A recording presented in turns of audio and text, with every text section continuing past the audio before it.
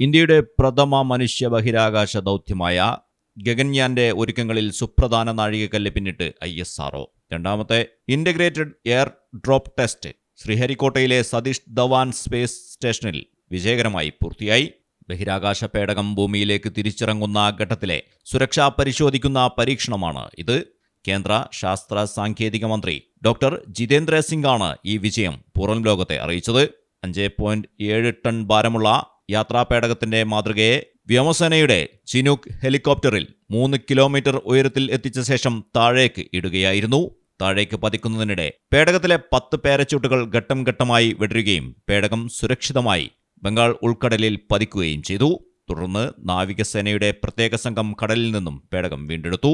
അടുത്ത വർഷം നടക്കാനിരിക്കുന്ന ഗഗൻയാൻ ദൗത്യത്തിന് മുന്നോടിയായി പാരച്യൂട്ടുകളുടെയും പേടകത്തിന്റെ ലാൻഡിംഗ് സംവിധാനങ്ങളുടെയും കാര്യക്ഷമത ഉറപ്പാക്കുകയായിരുന്നു ഈ പരീക്ഷണത്തിന്റെ ലക്ഷ്യം.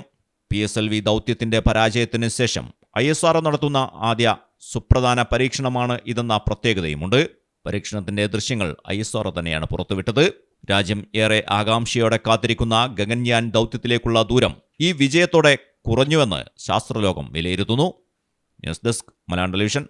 In the heart of Malappuram, with traditions weave seamlessly into modernity, KMT tells a story of unity.